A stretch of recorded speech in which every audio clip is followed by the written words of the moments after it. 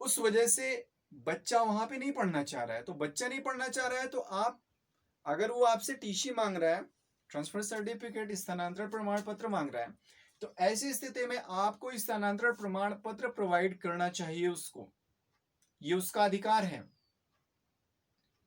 अगर नहीं प्रोवाइड करते हैं तो फिर कानूनी कार्यवाही आप पर हो सकती है, आप पर मतलब किसी भी विद्यालय पर, किसी भी विद्यालय प्रबंध समिति पर। तो इसलिए विद्यालय का जो उत्तरदायित्व है बच्चों के प्रति, या शिक्षकों का जो उत्तरदायित्व है बच्चों के प्रति, उसे ध्यान में रखते हुए काम करना चाहिए। अब शिक्षक को भी ऐसा कार्य नहीं करना चाहिए जो शिक्षकोचित ना हो। मतलब शिक्षक को हमेशा शिक्षकोचित व्यवहार करना चाहिए। अब शिक्षकोचित व्यवहार क्या है? जो एक शिक्षक के लिए उचित हो। शिक्षक के लिए उचित अनुचित, अगर आप शिक्षक हैं, रियल में शिक्षक हैं, आप समाज में जा रहे हैं, समाज में बैठ रहे हैं सम्मानित लोगों के साथ, तो जाहिर सी बात है आपको खुद ही समझ आना चाहिए कि एक शिक्षक के लिए क्या काम करना उचित होगा, क्या काम करना अनुचित होगा, और फिर आप वही काम करिए जो एक शिक्षक के लिए उचित हो। तो वहां भी क्या होगा कि आप अपने दायित्व का बेहतर ढंग से निर्वहन कर पाएंगे। ऐसा नहीं है कि कोई छोटा सा बच्चा है आपसे कुछ बार बार पूछ रहा है और आप गुस्सा हो गए, उसको क्लास से बाहर कर दिया, बेंच पे खड़ा कर दिया, मुर्गा बना दिया, कान पकड़ के उठक बैठक कराया, कुछ नहीं तो पीटने ही लगे, डंडा मंगाया, है ना। ऐसा नहीं होना चाहिए। बच्चों से शिक्षक को हमेशा सहानुभूति तरीके से पेश आना चाहिए, हमेशा सहानुभूतिपूर्ण व्यवहार उनसे करना चाहिए। तभी वो बच्चे आपको एक अच्छा शिक्षक मानेंगे, क्योंकि वो छोटे बच्चे हैं ना, 6 से 14 वर्ष की उम्र ही क्या होती है, छोटे बच्चे हैं। तो उन छोटे बच्चों को कैसे हैंडल करना है ये जानना सबसे जरूरी है। लेकिन ये जानने के लिए आपको ये जो प्रारंभिक शिक्षा है ना, ये बेहतर ढंग से पढ़ना पड़ेगा और बेहतर ढंग से समझना पड़ेगा। इसके लिए सबसे पहले तो चाइल्ड साइकोलॉजी आपको समझना पड़ेगा कि बच्चों का मनोविज्ञान क्या है, कैसे उनको उनके मन में क्या चल रहा है, कैसे हम जान सकते हैं, क्या वो इस टाइम पसंद कर सकते हैं। ऐसी बहुत सी चीजें, बहुत सी बारीकियां हैं जिनको अगर आप जान लें तो एक छोटे से बच्चे को बहुत ही बेहतर ढंग से पढ़ा सकते हैं। और आपको तो पढ़ाना है छोटे ही बच्चों को, तो इसलिए छोटे बच्चों को पढ़ाने में बिल्कुल भी मतलब सारी चीजों की जानकारी होनी चाहिए आपको। तो अध्याय 4 में विद्यालय एवं शिक्षकों के दायित्व को बताया गया है। चलिए हम बात करते हैं अध्याय 5 की। अध्याय 5 में क्या है कि अध्याय 5 में है प्रारंभिक शिक्षा का पाठ्यक्रम एवं इसको पूरा किया जाना। अध्याय 5 में प्रारंभिक शिक्षा का पाठ्यक्रम और इसको पूरा किया जाना है। तो प्रारंभिक शिक्षा के पाठ्यक्रम, पाठ्यक्रम से हमारा मतलब है जो सिलेबस आप बोलते हो या करिकुलम बोलते हो, थोड़ा सा उसमें डिफरेंस है, ठीक है। लेकिन यहाँ पे सिलेबस की ही बात करेंगे, हम पाठ्यक्रम की ही बात करेंगे। तो प्रारंभिक शिक्षा का जो पाठ्यक्रम होना चाहिए ना, वो थोड़ा सा रोचक होना चाहिए। मतलब ऐसा ना हो कि बच्चे उसको सुनने के बाद या पढ़ते समय बोरियत महसूस करें, नहीं। क्योंकि छोटे बच्चे हैं ना, तो और उनके पाठ्यक्रम में अच्छे सुंदर चित्रों का समावेश होना चाहिए। ऐसी पुस्तकें अवेलेबल कराई जाएं जिसमें रंगीन चित्र हों, जिसमें लेखन शैली जो मतलब जो अक्षरों की छपाई हो थोड़ी सी आकर्षक हो, तब उसको देख के बच्चे बेहतर ढंग से पढ़ने की कोशिश करेंगे। फिर इस पाठ्यक्रम में होना क्या चाहिए?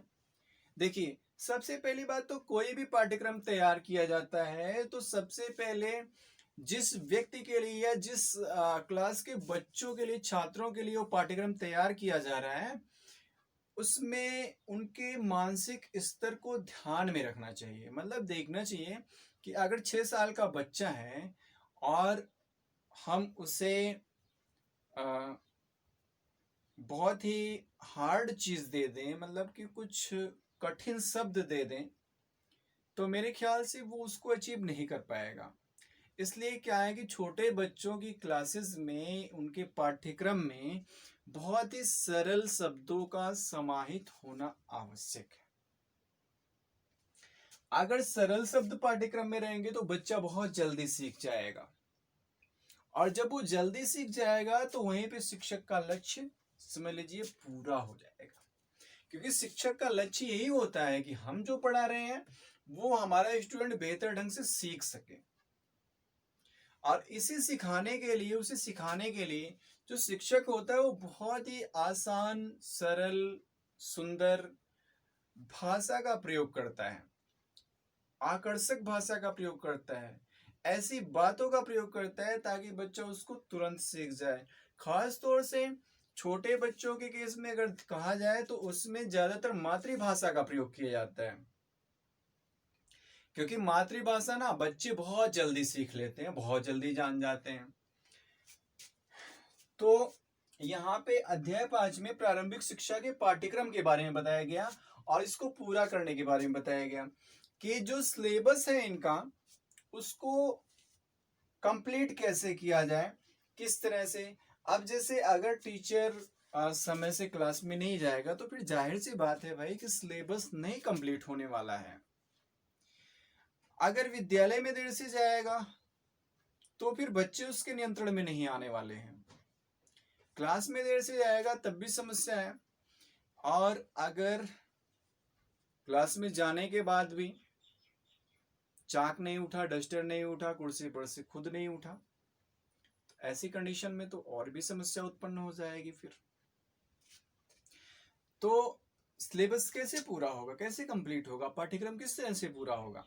पाठ्यक्रम तभी पूरा होगा आपका और बेहतर ढंग से पूरा होगा जब हम अपने कार्य के प्रति, अपने कर्तव्य के प्रति जागरूक रहेंगे, समय से विद्यालय जाएंगे, समय से क्लास में जाएंगे और बच्चों को सरल, आकर्षक, सुंदर, रोचक तरीके से उनका शिक्षण कार्य करेंगे। समय समय पर उनकी प्रतिभाओं को विकसित करने के लिए कुछ पाठ्य सहगामी क्रियाओं का आयोजन करेंगे और उनमें उन्हें पार्टिसिपेट करने के लिए मोटिवेट करेंगे। तब हमारा लक्ष्य पूरा होगा और तब हम एक शिक्षक के दायित्व को पूरा कर पाएंगे। तो प्रारंभिक शिक्षा का जो पाठ्यक्रम है इसको पूरा किया जाना है। ऐसा नहीं कि जैसे अभी अगर 10 चैप्टर हैं तो 7 हमने पढ़ा दिया तो काम खत्म हो गया। नहीं नहीं नहीं, अगर 10 चैप्टर हैं तो उसे हमें डिवाइड करना है। हमको 1 साल का टाइम मिला है पढ़ाने के लिए। अब 1 साल में अगर हम 1 महीने में 1 चैप्टर पढ़ाएंगे तब भी हमारा 10 महीने में 10 चैप्टर आराम से कंप्लीट हो जाएगा। और बेहतर ढंग से अगर 1 महीने में 1 चैप्टर पढ़ाया जा रहा है तो मेरे ख्याल से बहुत ही बेहतर ढंग से पढ़ाया जाएगा वो। अब ऐसा नहीं करना है कि 1 दिन पढ़ाने के बाद 4 दिन खत्म, है ना, 4 दिन क्लास में ही ना जाओ, या जाओ भी तो गपशप करो। तो फिर ऐसी कंडीशन में तो फिर 1 चैप्टर कई महीने में पूरा होगा। नहीं, ऐसा नहीं करना है। मतलब समय को मद्देनजर रखते हुए हमें काम करना है, उसी टाइम के अकॉर्डिंग हमें सिलेबस भी कंप्लीट करना है। सबसे बड़ी बात होती है सिलेबस कंप्लीट करना और सिलेबस को बेहतर ढंग से कंप्लीट करना। ऐसा नहीं कि एक ही दिन में हम पहुंचे। अच्छा, मैं देखता हूं कि बहुत से टीचर्स ऐसे होते हैं, पहुंचे क्लास में, कुर्सी पे बैठ गए अपना पैर फैला के, उसके बाद फिर स्टूडेंट से कहेंगे चलो खड़े होके पढ़ो। अब स्टूडेंट खड़े होके पढ़ दिया, अब पढ़ दिया, उसके बाद फिर दूसरे से पढ़वा दिया। इस तरह से एक ही दिन में 1 चैप्टर कंप्लीट कर लिए पढ़वा के। लेकिन उन बच्चों ने उसको पढ़ने के बाद समझा क्या? कभी उनका फीडबैक भी लेने की कोशिश की?